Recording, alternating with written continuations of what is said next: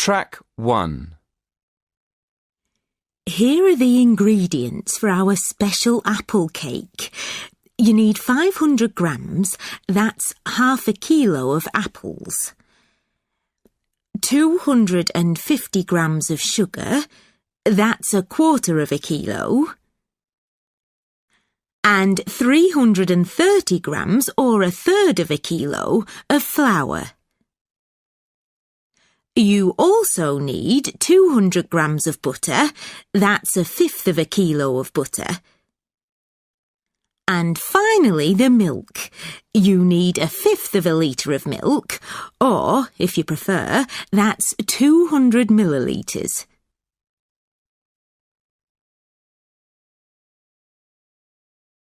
Track 2. OK, everyone, could you all pay attention now? Tomorrow, we're going to make a popular Caribbean dish, chicken and rice.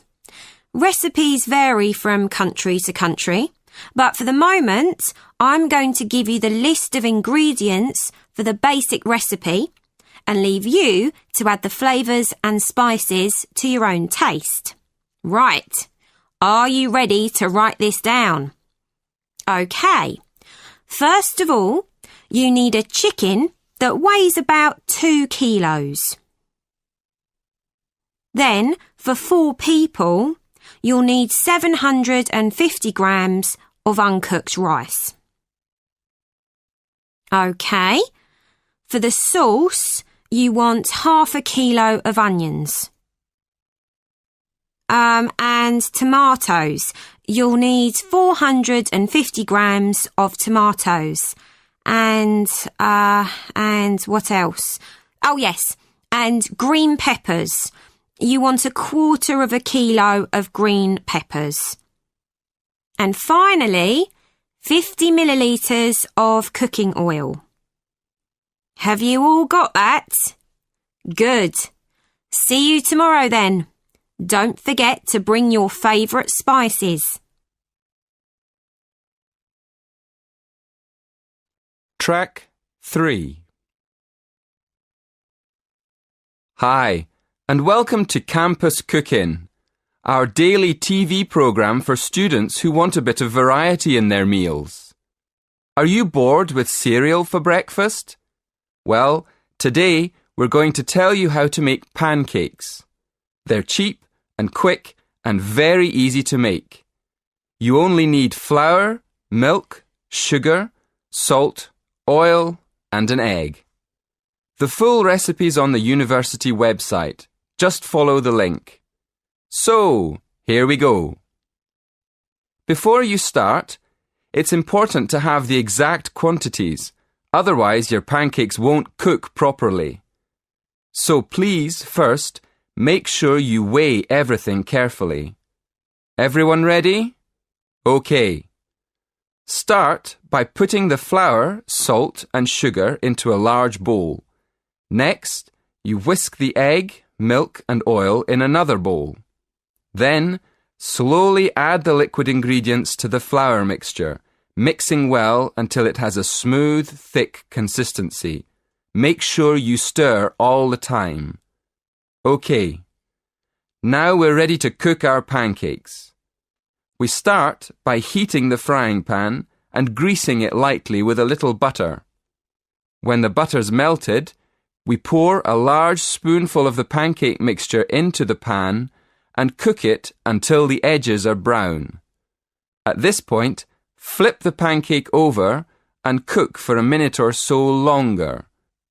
Finally, put the pancake on a plate and cover it up to keep it warm while you make the next one. When all your pancakes are ready, you can serve them up with syrup or sugar and lemon, or even fruit. Delicious. Happy eating!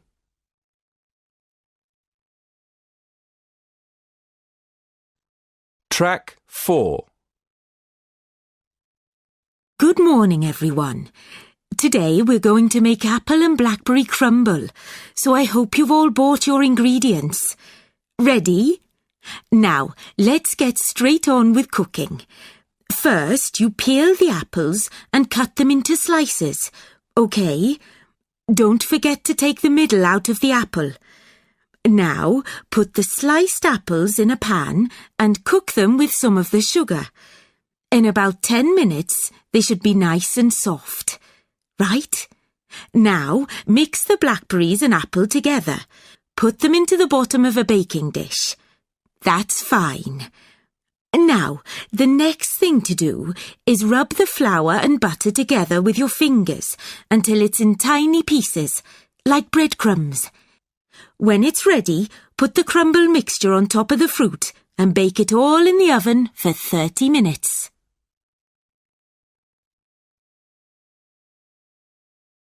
Track 5. Hello everyone. Welcome to the university. I hope you're settling in and beginning to find your way around. I know a lot of students find it hard to adapt to the food, so I thought I'd tell you about a couple of popular English meals that you might hear about. Well, actually, you might have heard of the first one already. It's really popular. It's fish and chips. Fish and chips are fried in deep fat, so it's actually very greasy and not at all healthy. But it's still very popular, especially on a Friday night. That's when a lot of people get their fish and chips from the fish and chip shop and take them home to eat. Another traditional meal, which is definitely healthier, is Sunday lunch. In England, Sunday lunch is usually some kind of roast meat with vegetables. Traditionally, families have their Sunday lunch at home, but these days, quite a lot of families have Sunday lunch in a restaurant.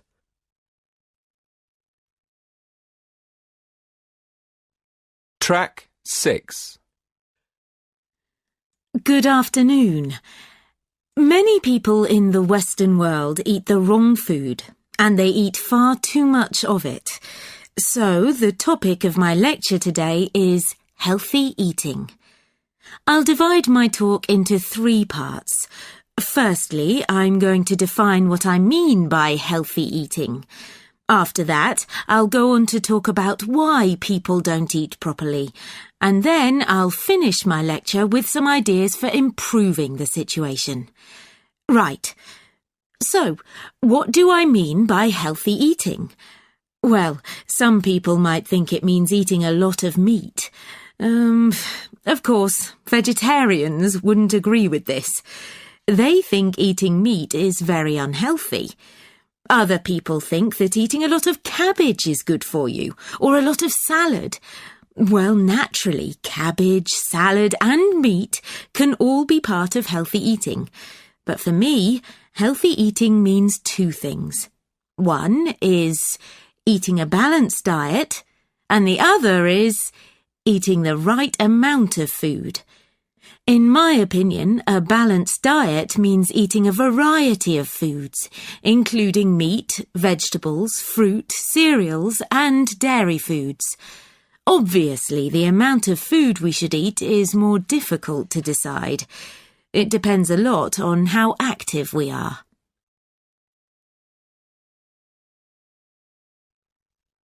Track 7. Now on to my next point. Why do so many people eat badly? Well, let's look first at having a balanced diet. To have a balanced diet, you have to plan your meals in advance and then buy the right food. And then take time to cook it properly. But these days people are so busy working that they don't have time to go shopping. So they end up buying fast food at the last minute. Another reason people don't eat well nowadays is that it's actually cheaper to buy food already prepared in a packet. So people who haven't got much money will buy packet food rather than cook something fresh. And a final reason why people don't eat healthily is that they don't know how to. In my opinion, schools don't do nearly enough to educate their pupils in healthy eating habits.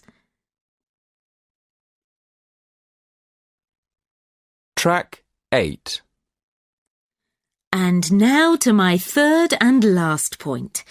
What can we do to solve the problem? Well, I think it can be solved by three main groups: families, schools, and the government. To start with, parents should make sure their children have a healthy diet.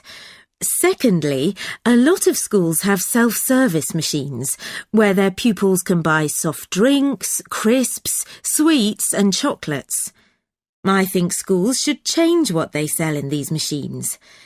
Another thing schools can do is make sure that the food they serve in their canteens is fresh and well-balanced. And to finish, I'll briefly mention two of the measures I think the government should take to encourage healthy eating. One is to limit advertising unhealthy food, and the other is to spend more money on educating the public about the benefits of a healthy diet. In my next lecture, I'll go into more detail about the